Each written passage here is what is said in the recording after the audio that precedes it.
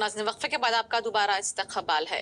मौका है ख़वातीन के आलमी दिन का और काम ऐसा कि आने वाली नस्लों को ठंडी छाँव मिले। शहर हैदराबाद के मशहूर व मारूफ दीनी मदरस का जमातुल मोमिनात के अहाते में ग्रीन इंडिया चैलेंज के तहत सैकड़ों पौधों की शजरकारी की गई।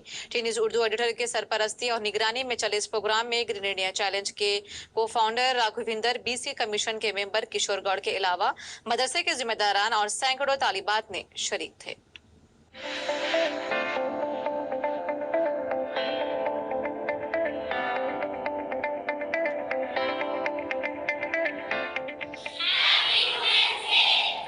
आज 8 मार्च यानी दुनिया भर में ख्वातीन का आलमी दिन मनाया जाता है। वजूद जन से है तस्वीर कायनात में रंग। औरत के बगैर ना कोई घर मुकम्मल है, ना इंसानी वजूद का तस्वुर किया जा सकता है। दुनिया की कुल आबादी का निस्फ हिस्सा ख्वातीन पर मुश्तमिल है। इंसानी मुआशरे को अपने वजूद और खून से तश्कील देने वाली ख्वातीन हर रोजी इज्जत और एहतराम और हौसला अफजाई की हकदार है।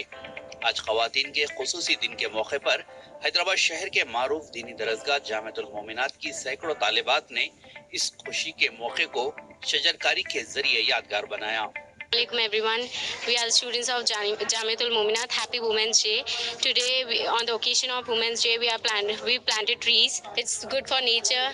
We are to support nature. We planted trees. Because of trees, we are over here because tree gives us oxygen, and it is very important for us. If trees are not there, we are not here.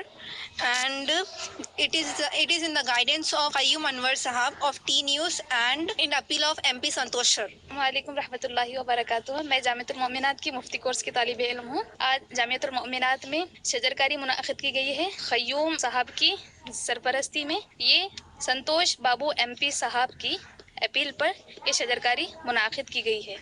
वज़ीर आला KCR की जानिब से शुरू किए गए हरिता हरम से तहरीक पाकर MP संतोष कुमार ने ग्रीन इंडिया चैलेंज का आगाज किया था।